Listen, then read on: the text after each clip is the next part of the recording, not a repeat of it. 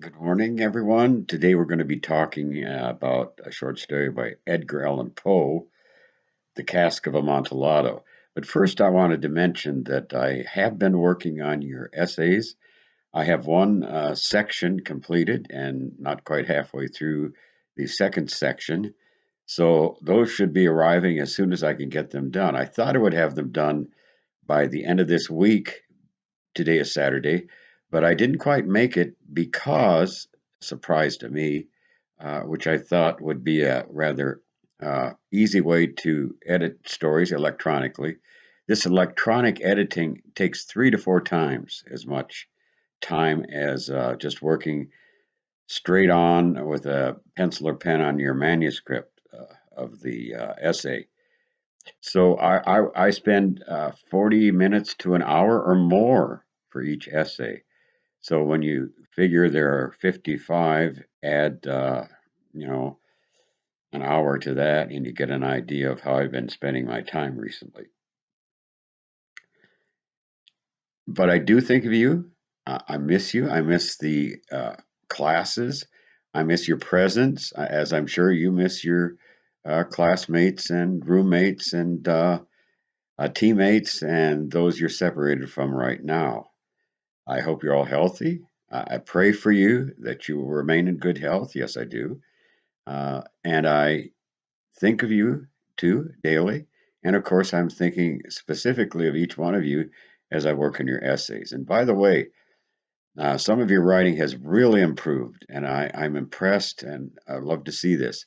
But I want to get all of your essays in plenty of time so you can look them over before the final essay, which will be due May 1st. So, briefly about the Cask of Amontillado, which is kind of a simple story, though it runs for a number of pages. It begins with the thousand injuries of Fortunato. This would be like a friend to the narrator, who's a Montresor of the Montresor family, and this is the story, first person, seems set pretty much in Italy. And the friend, Fortunato, the narrator says he'd borne the thousand injuries, that is, he put up with the thousand injuries of Fortunato until he turned to insult. And once he turned to insult, he vowed revenge. But since he's a canny, wise fellow, he won't let this desire for revenge show. He won't let any anger against the former friend show. In fact, he remains friendly to him, and he meets him at a carnival where the Fortunato is wearing, appropriately enough, the costume of a fool. That is a harlequin costume with a cap, which generally is flat on top and then has bells on it, and his bells are jingling. And he's wearing the skirt of a jester, as is commonly the case, or harlequin jester. And he probably has different colored uh, panels in his uh, upper bodice, it'd be called. Anyway, so they meet, and the narrator says to Fortunato that he's has a pipe that's a cask or a big keg. Everybody knows what a kegger is, I guess. He says he has that much wine that he's just got in, and he's not sure if it's the real Amontillado, and he's going to have Lucchesi come and test it out because he has such a good sense of what wines are. And ha ha ha, Fortunato says, "Ha, Lucchesi couldn't tell Amontillado from a port, which is a sweet wine." Kind of a put down, certainly. So they keep talking back and forth, and it turns out that Fortunato is, because this carnival is going on, and he's dressed in this costume, is a little looped.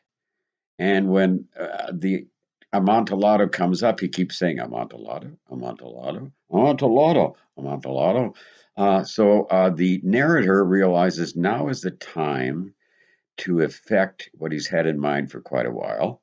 That is to seek the sort of situation where he can uh, get the revenge he's been looking forward to against Fortunato.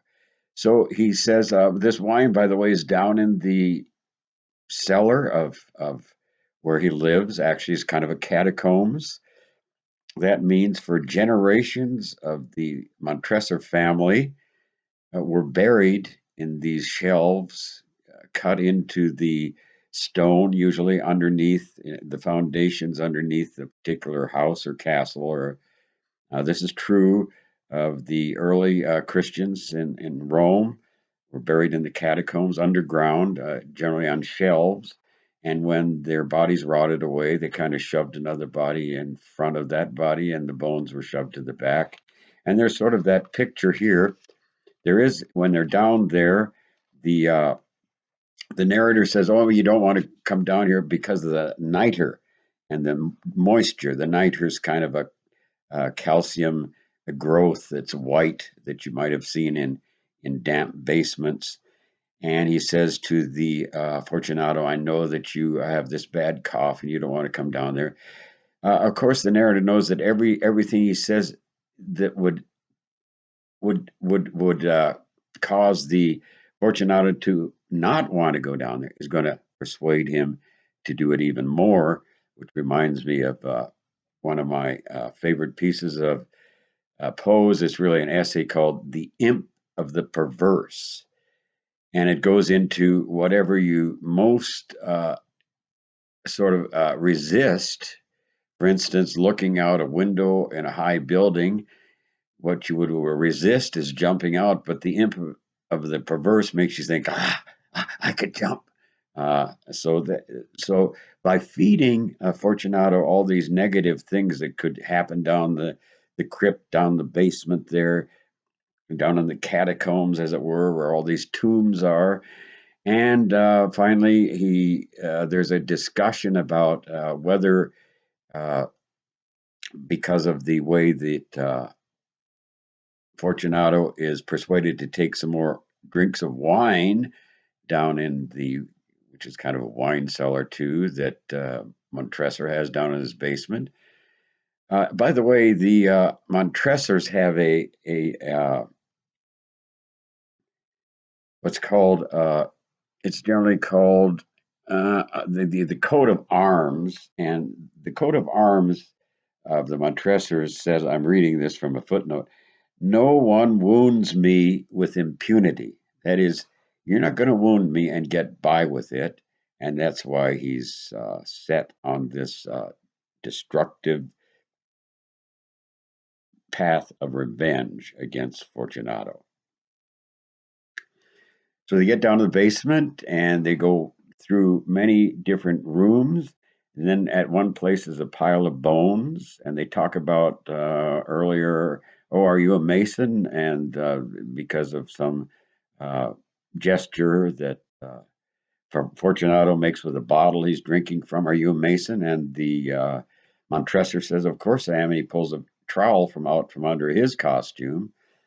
And then there's a big pile of bones there that they walk past, and then Montresor leads him finally into a little cubicle, only about 3 by 4 deep, and chains him there. And then he moves the pile of bones aside, and there he has stones, and he uses the trowel. I wonder where he gets the mortar, but anyway, he uses the trowel to to build up the wall. He walls in Fortunato, and when he gets it built up to a certain point, uh, he thinks, he's making a lot of noise and yelling around, yelling in there and everything. But I know nobody can hear because we're way down deep in this sort of stone mortuary. I wonder how he's doing in there. So he takes his rapier and pokes around in there, and if it's only 3 or 4 feet deep, might have got him. Might have got him. But anyway, he finally finishes up the last stone in the last top row. And before he does that, he sort of drops his torch in there that they've been carrying. That is a flambeau. It's usually a lit pine knot that and their laughter, this maniacal laughter, comes from inside. And Fortunato is saying, "Oh yeah, that Amontillado, ha ha ha ha ha ha." And then the final stone is put in place, and we learn from the narrator that he has at last been able to carry out what he hoped to do, and now there is no answer from inside.